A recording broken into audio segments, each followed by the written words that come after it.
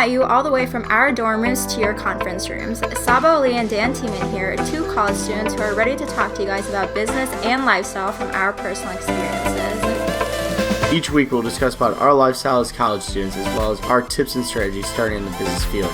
We'll bring on successful entrepreneurs in the millennial generation to share with us their journey and how they got started and where they're at now.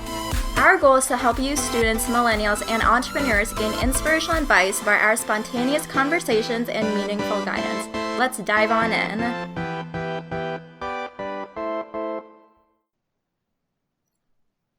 What is going on, everyone? Welcome to episode 61 of Dorm Rooms and Conference Rooms.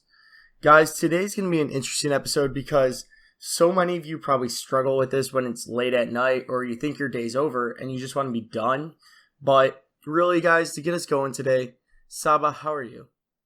I am doing great. I'm really excited about this topic because this actually happened to me this week. So I'm really excited to share my story with you guys. Yeah, guys, we're talking about just doing that one last thing before the day ends. So that could be anything from sending an email, sending a text, giving that call, whatever it might be. I know I struggle with this sometimes, not wanting to respond to one last email or something like that and just kind of be done with the day because it's 6, 7 o'clock at night. And I just don't want to deal with client-wise and I just want to work on, some personal stuff. But Sabah, you said you have a story. Let's hear that story.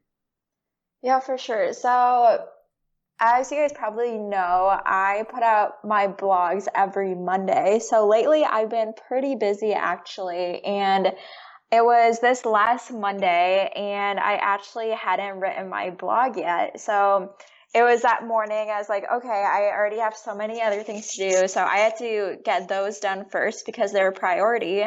And then I was going to tell myself I was going to write my blog. So the day went by and I just got even more busy because one thing always leads to the next. But it was maybe like 7 o'clock at night on Monday. I was like, okay, it's already so late because I usually put my blogs up each Monday morning. So I was like, okay, I don't even have it written yet. Should I just skip this week or should I just do it? So I was thinking to myself, okay, I've done it every single week ever since I started. So I was like, okay, well, I have to do this because I built up a following from people who have followed me when I do post my blogs. I'm like, okay, they're probably waiting for my blog.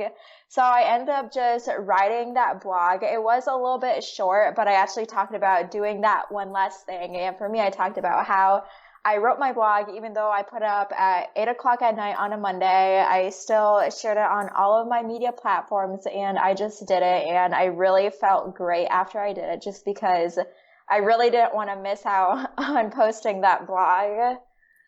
Yeah, I mean, there's so many times where I finish my, I think I'm done for the day, whatever it might be I'm doing. But really, it's like, okay, I really have a little bit more to do. I have to work on the group we're building, or I have to send out a couple more texts and make sure I hit my quota of 50 per day. And just kind of got to keep going from there. You can't give up until the day's done. I mean, until night falls and you're in bed, the day's still going. But Sabah, what's like what do you do to really push yourself? Do you just kind of switch on a gear, like isolate yourself from everyone and say, I just need to do this? Or what's kind of your go-to when this happens to you?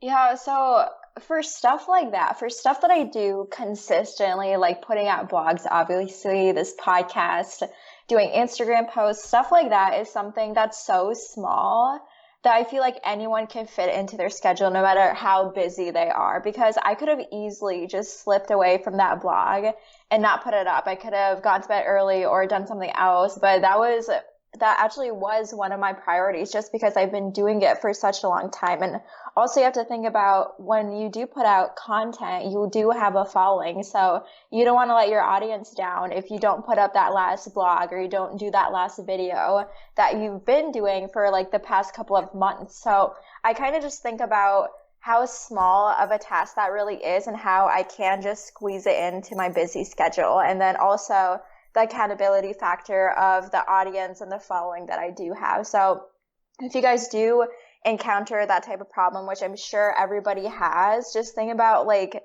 how consistent that you've been doing it and just keep pushing yourself from there.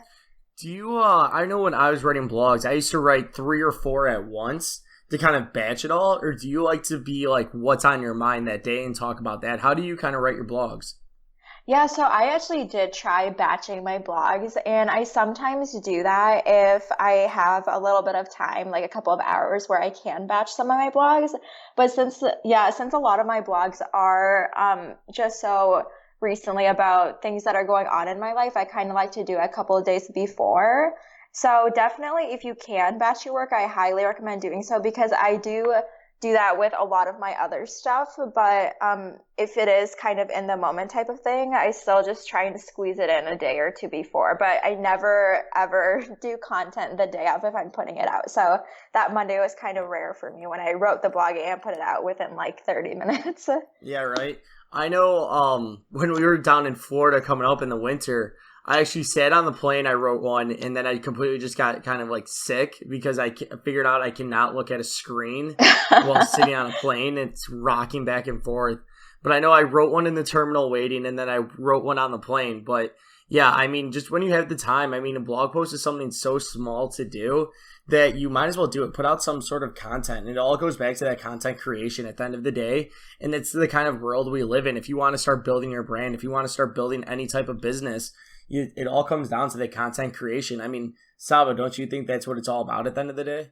Yeah, for sure. I mean, especially if you're already consistently putting out content, like why skip that one last day if you're super busy? Because there's always that like 30-minute increment where you're probably just sitting around, or you're eating, or you're just looking at your phone. You can probably squeeze in to write a blog or record a video or send that last email. And for me, I'm especially like Dan, I'm pretty sure you encounter this also. We have so many like Facebook messages, emails that we have to respond to, and we just don't know when to do them. So I sometimes like to do it early in the morning when I'm just like working out. When I take like my small break, I answer some emails back. Or if it's late at night, I'm just sitting in bed about to go to sleep, I answer and reply to some emails. So that's also an easy way to do that if you're kind of struggling to reply to that one last email or send out that one last text.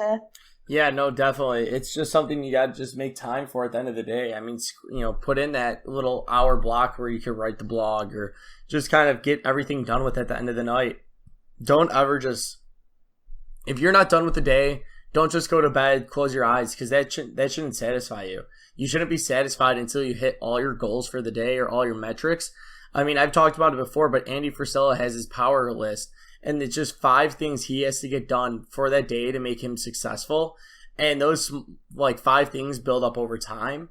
But that's what he gets done. And he gets those done at, by 1 p.m. And then the rest of the day, he does what he wants.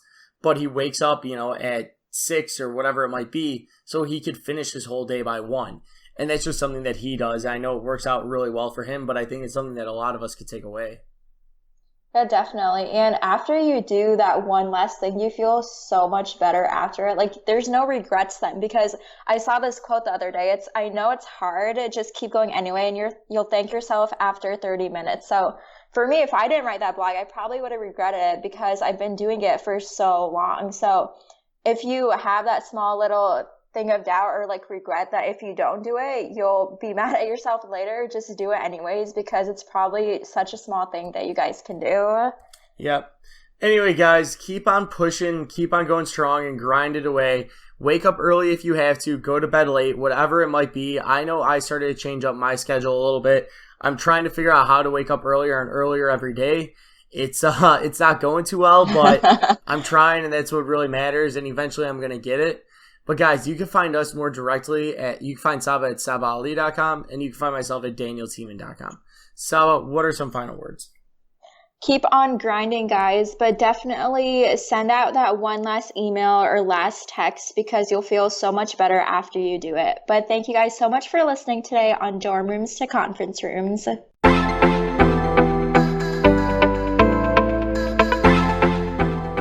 Thank you for listening to this week's episode of Dorm Rooms and Conference Rooms. Don't forget to subscribe. Also, if you haven't joined our accelerator program yet, you can find that at livetogrind.com/college, where we connect you with today's latest influencers and experts in their fields.